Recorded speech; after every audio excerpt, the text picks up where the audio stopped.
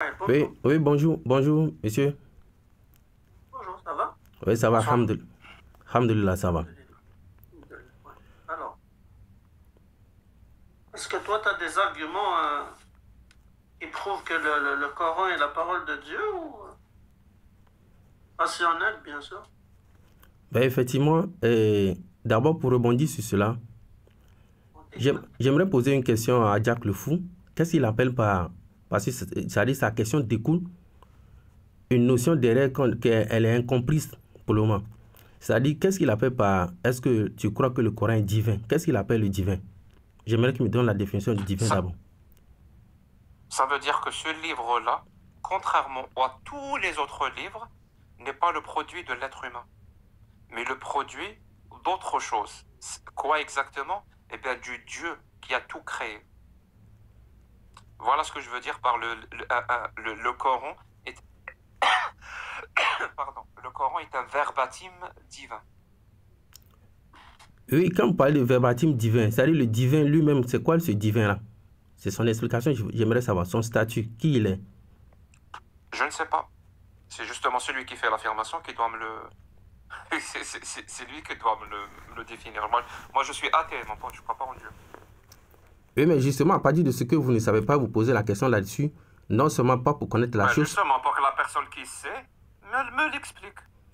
Par exemple, toi, le Coran pour toi, c'est le produit des êtres humains ou pas? Ou d'autre chose? Ah, mais justement, il faudrait d'abord que on s'accepte sur les Est-ce que le qualités. Coran est le produit des êtres humains? Le Coran, c'est la parole de Il y Dieu. a quelqu'un qui comprend les questions ou vraiment c'est le festival de ceux qui n'écoutent pas? Je Non? dois aider Monsieur Ismaël. Effectivement, allez-y. Devant 700 personnes, la question était très claire. Donc, Monsieur Jacques, il vous dit que moi, je suis athée. Donc, si vous croyez que ce texte est divin et vous êtes convaincu, s'il vous plaît, il le demande gentiment de nous donner des preuves pour pouvoir le convaincre. Même pas. J'ai juste posé la question, est-ce que le Coran... Par exemple, moi, j'ai plein de livres à la maison. Par exemple, là, je regarde le Seigneur des Anneaux.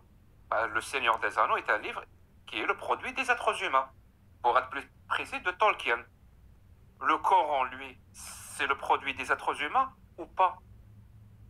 Moi, je peux répondre maintenant. Bien sûr, À la monsieur. question, s'il te plaît. Oui, le Coran, c'est le produit du Dieu créateur. Très bien. Qu'est-ce qui t'amène à croire ça? Et bien, effectivement, après l'analyse du texte, je n'ai vu aucune erreur dans le Coran. Aucune. Aucune erreur.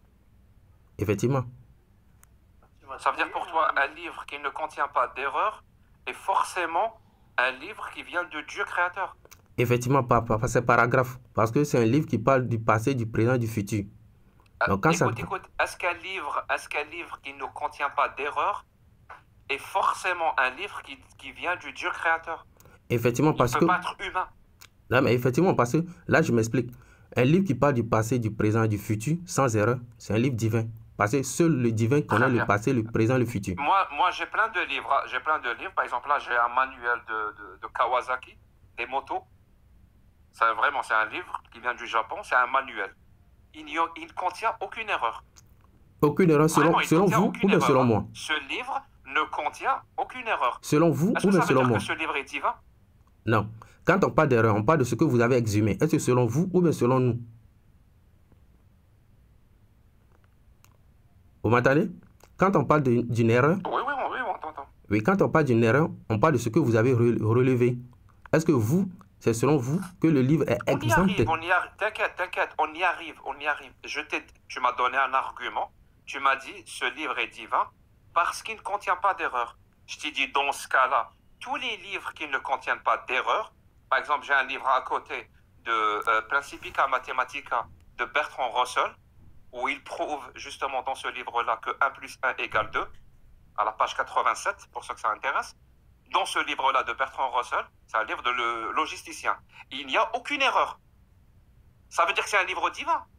C'est-à-dire tout livre qui ne contient pas d'erreur est forcément inhumain et divin. Là, tu vois bien que non. Non, mais là, je vais vous recadrer un peu sur la position. J'ai bien dit qu'un livre qui parle du passé, du présent, du futur, sans erreur. Je parle un livre qui parle du passé, du présent, du futur. Du passé, du présent et du futur. Effectivement. C'est-à-dire le Coran parle du futur. Effectivement. Ça parle de la Il métaphysique. fait des prédictions ou des prémonitions. Tout ce que vous voulez du futur, selon lui. Est-ce que tu peux me donner un verset qui prédit quelque chose dans l'avenir? Ben, Ça, par contre, c'est extraordinaire. Effectivement. Par exemple, quand le Coran parle du jugement, le juge du jugement, il indexe certaines personnes et il indexe leur direction. Quoi? J'ai pas compris. Le Coran indexe certaines personnes, il indexe leur direction. Ça d'abord, ça parle du futur. J'ai toujours pas compris. Tu répètes la même phrase. Je l'ai pas comprise la première fois. Oui, le Coran indexe certaines personnes au juge du jugement, il parle de leur destination. Bon, il veut dire quoi, Mézek? Je n'arrive pas à comprendre. Moi non plus, j'ai pas compris. Il indexe. Le Coran indexe certaines personnes. Ça veut dire quoi, il indexe certaines personnes? Effectivement. Par exemple, pour ceux qui ne croient pas au Dieu créateur, ils auront une direction en enfer. Tu m'as dit qu'il parle du futur. Oui, c'est ça le futur. Pour toi, ça veut dire qu'aujourd'hui, il y a des personnes qui sont en enfer.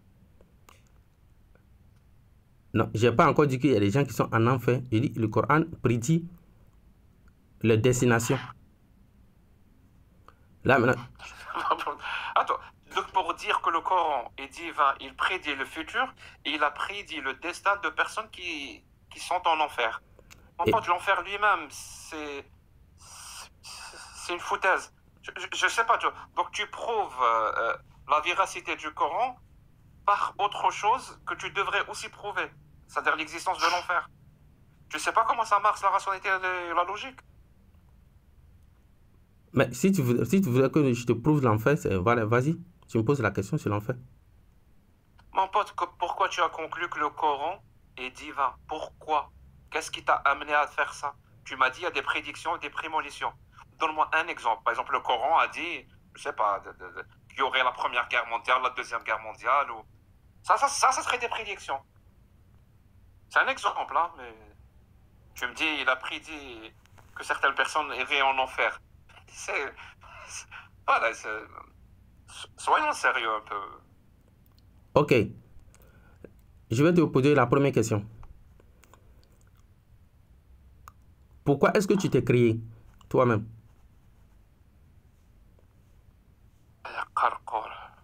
Parce que je m'ennuyais. Tu t'ennuyais? Ah, je m'ennuyais, donc je me suis créé. Je vais te poser la première question. Pourquoi est-ce que tu t'es créé toi-même?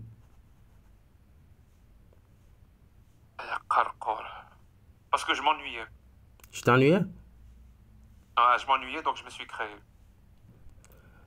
Je vais te poser la première question. Pourquoi est-ce que tu t'es créé toi-même?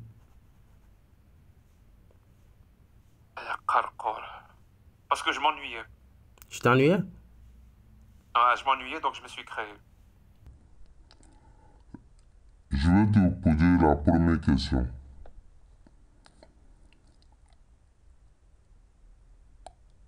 Pourquoi est-ce que tu t'es créé toi-même?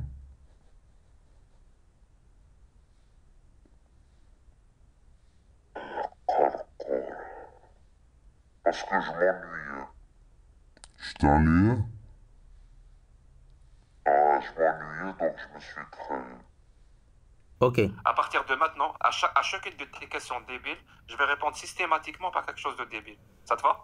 Mais justement, là, il y a quelque chose qui ressort de ton langage, c'est un peu l'impolitesse. Ne dis pas une question débile. Pourquoi est-ce que tu t'es créé? Mon pote, la vraie impolitesse, comme tu dis, c'est ce qui est écrit dans ton Coran. J'aimerais que tu en fasses. C'est ça la vraie impolitesse. J'aimerais que tu en fasses sortir une quand même.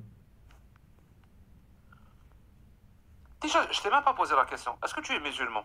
Oui, je suis musulman. Chiite ou sunnite? Je sais pas, je suis musulman. Chiite, c'est toi qui connais les sectes. Parce que les sectes, ça peut... Ça... Est-ce que tu es sunnite ou chiite? J'ai dit, les sectes, ça peut se multiplier à chaque seconde. Je suis musulman, c'est tout. Le prophète, par exemple, il s'est marié avec Aïcha, avec quel âge? Mais il y a des gens qui disent elle avait 6 ans, il y a des gens qui disent 16 ans, Non, des gens qui disent 18 ans. d'après toi, qu'est-ce que tu crois? Mais c'est historique. Il y a des avis différents. Très bien. Toi, qu'est-ce que tu crois? Non, ce n'est pas une question de croyance, c'est une question de base factuelle, de preuve factuelle. Donc, il y a des preuves factuelles sur l'âge de Aïcha. Selon chacun. C'est historique. Très bien. Ils disent quoi ces preuves-là? Non, je ne dis pas ils ont des preuves. Non, je dis il y a des avis. Je n'ai pas dit il y a des preuves.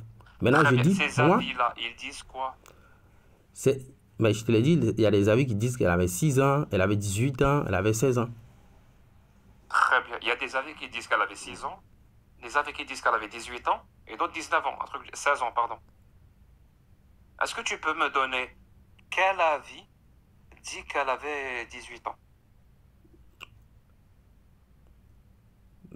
Mais c'est des avis qui se basent sur, comment dirais-je, c'est des avis qui se basent sur la spéculation par rapport à l'âge de sa grande sœur. C'est quoi l'âge de sa grande sœur? C'est quoi le rapport avec l'âge de sa grande sœur? Mais je t'ai dit, ce sont des avis, donc c'est quelque chose qui ne m'intéresse pas. Je t'écoute. C'est quoi le rapport avec l'âge de sa grande sœur? Parce que moi, je te le dis, hein, dans l'islam, tous les avis disent qu'elle avait 6 ans. Il n'y a aucun qui dit qu'elle avait 16 ans ou 18 ans. Aucun.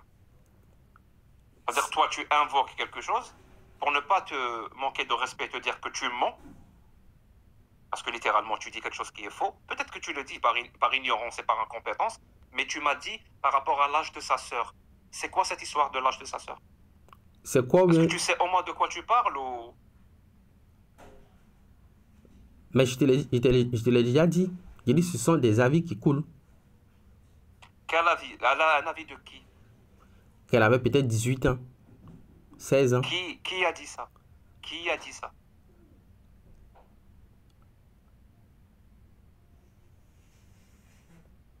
Est-ce que tu m'as écouté dès le départ?